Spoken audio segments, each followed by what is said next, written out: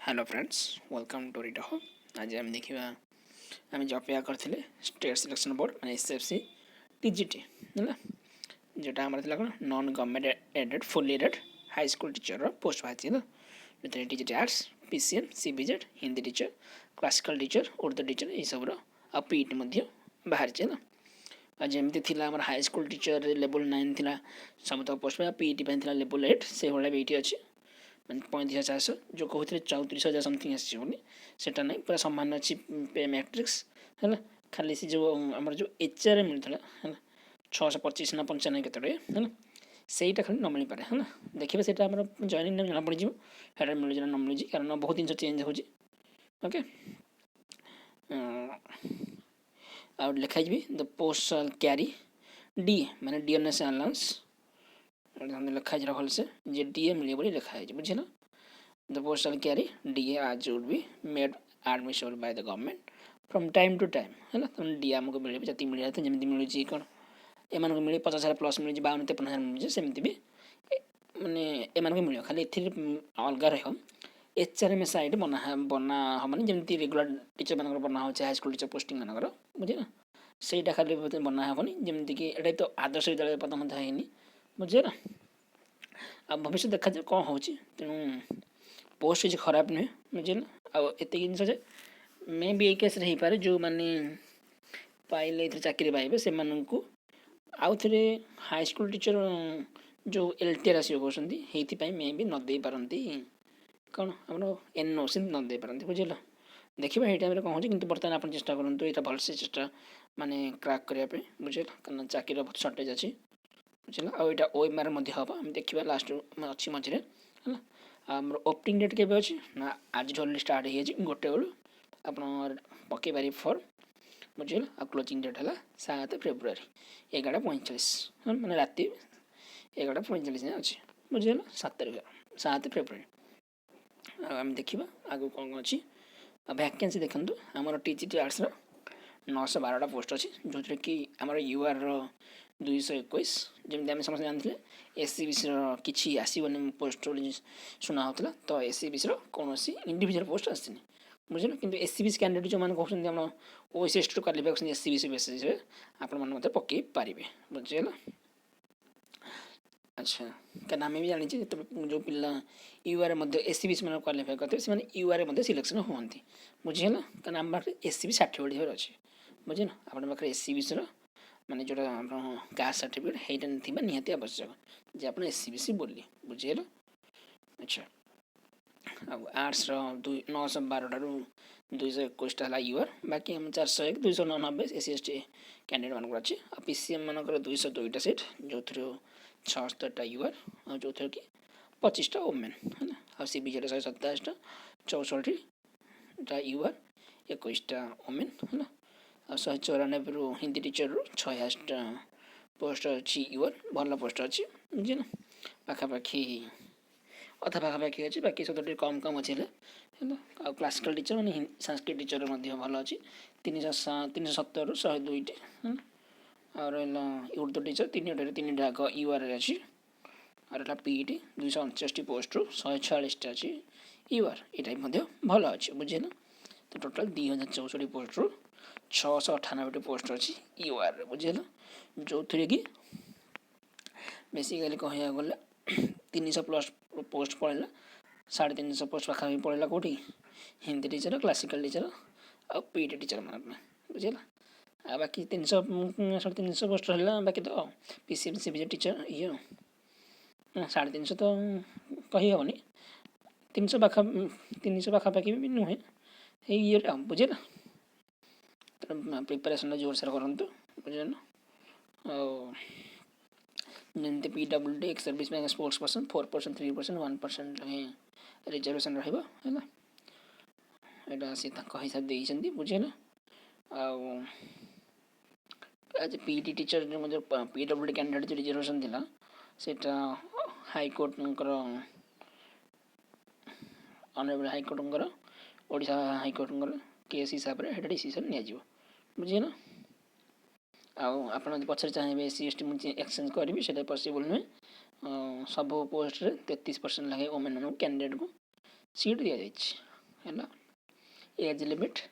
आपन को 1 जनवरी 2024 जितने जनवरी मास अलरे बाहर से 1 जनवरी 2024 को हिसाब रही 21 वर्ष रु 38 वर्ष है ना, अर्थात 2 जनवरी 1986 पर आउ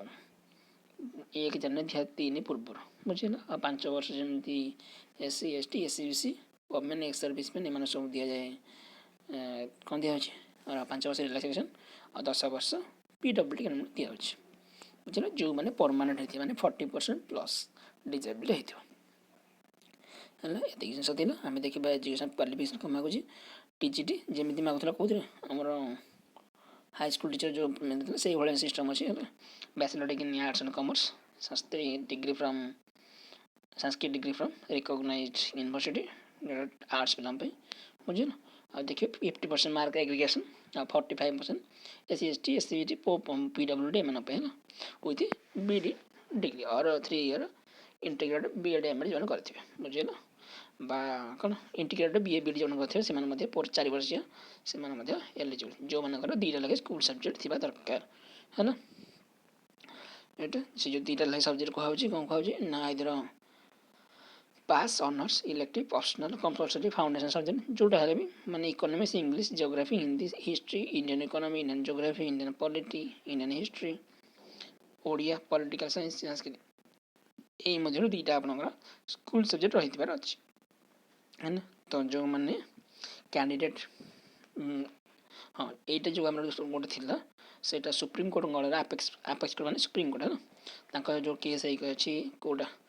बिजनेस इकोनॉमिक्स आउट कम्युनिकेटिव इंग्लिश से केस केस चली आलाउ कर बोली बुझे ना रिक्रुटमेंट प्रोसेस से सुप्रीम कोर्ट केस हिसाब से हम बोली से लिखाई बुझे ना। आ PCM सेमती से भाया सिस्टम बुझे ना आप देखिए आप इंडिविजुअल आ PCM फिजिक्स केमिस्ट्री मैथमेटिक्स रही अच्छी 2टा सब्जेक्ट आ CBZ chemistry botany zoology biology biotechnology ये 5टा 2टा रही अच्छी बुझे ना। तापर देखा आम क्लासिकल टीचर मुझे संस्कृत हिंदी आप इंडिविजुअल क्वालिफिकेशन देखिए बुझे ना। देखिए तापर कौन अच्छी उर्दू टीचर से देखिए PET मान मांगी +2 इक्विवेलेंट है ता सहित CPET DPED BPED MPED era सब मांगी बुझे ना। तापर है ही और सी मस्ट बी हैप्पी एरा तो आम जानी ओडिया सर्टिफिकेट आम दरकार ओडिया पास करते पढ़ी पार्थ लिखी पार्थ बुझे ना। रही और रहा कौन देखा आप OSS क्वालिफाई करेंगे बुझे ना और रहा कौन जो मैंने OSS 2020 आप्लाय बर्तमान कर से आप्लिकेसन नंबर और रजिस्ट्रेशन नंबर देकी आप्लाय करेंगे बुझीगला। यहाँ आउ जो मैंने चाकरी कर NOC पके बर्तमान जो मैंने मन इनका जेटी रिक्रुटमेंट बाहर पोस्ट पाइले चाकरी पाइले कि आप मन फॉर एग्जांपल कि OSS चाकरी कर अमीन का बाहर अकाउंट बाहर आप चाहते मन पकड़ाई मनकर यही पोस्ट तो आप जॉइनिंग गलापर सांगे सांगे आप कौन करेंगे आप्लाय करदेवे जी मत NOC दरकार माने बिफोर एग्जाम दे पूर्व नहीं आप जॉइन हो पारे जब न हो भल था जब हो गले आप जॉइनिंग कर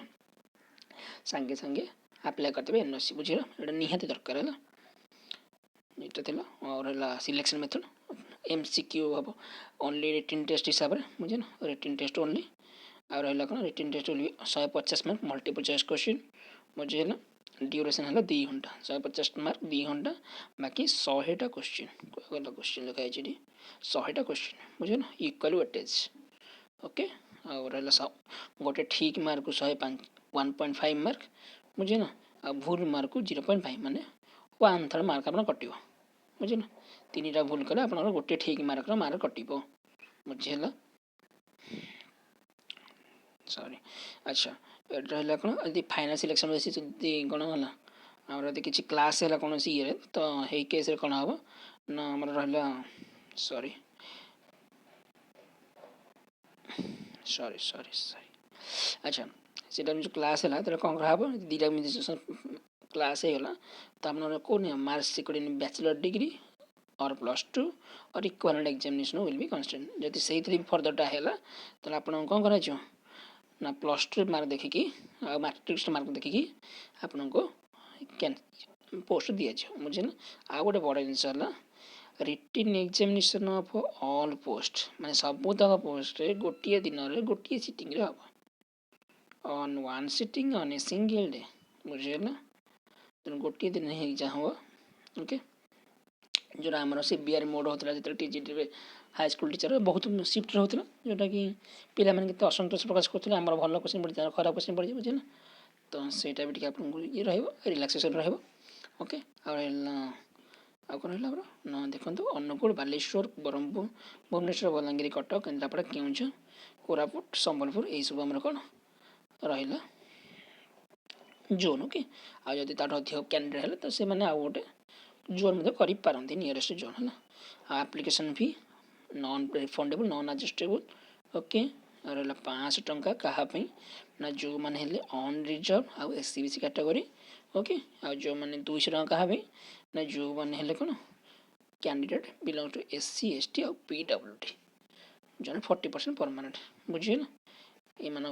200 टंका लगे अमाउंट सार भी deposit online through SB collect gateway हल only at the time of submission online through रहा SB कलेक्ट साइड रे है अकाउंट डिटेल्स और डिपोजिट ऑफ एप्लिकेशन फी से ये अकाउंट रे डिपोजिट हुए बोली बुझे ना देखिए आम आउ कौन रहा कैंडिडेट सर्टिफिकेट कौन दरकार हम जानी सब तो है तथा मुझे कहीदे ये ऑनलाइन हार्ड कपी रखी थे आप 10 सर्टिफिकेट +2 सर्टिफिकेट +3 सर्टिफिकेट आ ट्रेनिंग क्वालिफिकेशन सर्टिफिकेट माने जो बीईडी सर्टिफिकेट कि एमएडी जहाँ करते आप OSST सर्टिफिकेट है ना आ 2 रिसेंट पासपोर्ट साइज जो फॉर्म के वर्ता ना आ conduct continue certificate issued by the college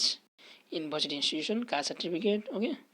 Odia pass certificate discharge certificate जो मैंने चाकरी करते है ना और डिजेबल सर्टिफिकेट पीडब्ल्यू कैंडिडेट में और स्पोर्ट्स सर्टिफिकेट और एनएस जो चाकरी कर बुझे ना और जो मैंने चाहते कौन candidate claims the possess of qualification equivalent to prescribed qualification जो मैंने इक्विवेलेंट सर्टिफिकेट है और qualification claimed by the candidate must have attained in the date of submission of online okay यहाँ कौन जो क्वालिफिकेशन आप कहते आप चेष्टा करेंगे on the date of submission of online माने must have attained on the date of submission of online application submission पूर्व ही आप थी अच्छे ना मुझे ऊपर देखी जे डेट ऑफ एडवर्टाइजमेंट लिखा था तो मैंने आप चेष्टा करें आप आज डेट रु पूर्व अप्लाई सब जिन रखीदे दरकार है भल हम आप सुविधा ओके ये अप्लाई करेंगे okay online application through add करेंगे और रहा कौन डॉक्यूमेंट सब कही आ कि आई थिंक ना अच्छा सी कही कौन ऑनलाइन एप्लिकेशन आप फॉर्म अप्लाई करेंगे तार 24 घंटा पर कौन हम आप SSB वेबसाइट रे आपन शो कर पेमेंट बुझे ना बट आप एप्लिकेशन फॉर्म डाउनलोड करेंगे 24 घंटा पर शो कर है यहाँ थी नोटिफिकेशन आउ सी कही कौन सिलेबसटा आप अपलोड करदे सिलेबस अपलोड करदे मुझे आउ थे आसी सिलेबस देखदेवी बुझे ना लगभग से भाई सिलेबस रही आज निहत अपलोड करदे एपन करना बुझे ना all the best OMR seat exam हम जो मानक ऑनलाइन सुविधा भल लगे सुविधा बुझे ना ऑल द बेस्ट चेष्टा करूँ एक गोटे मस फॉर्म फिलअप अच्छी निहाती से गोटे मस 15-20 दिन पर हेंगसेन जमी SSB PGT रही है से भाई एग्जाम हम ना धड़ा धड़ा एग्जाम हम धड़ा धड़ा होगी सांगे सांगे रिजल्ट बाहर सांगे सांगे जॉइनिंग हम बुझे ना so be prepare all the best thank you.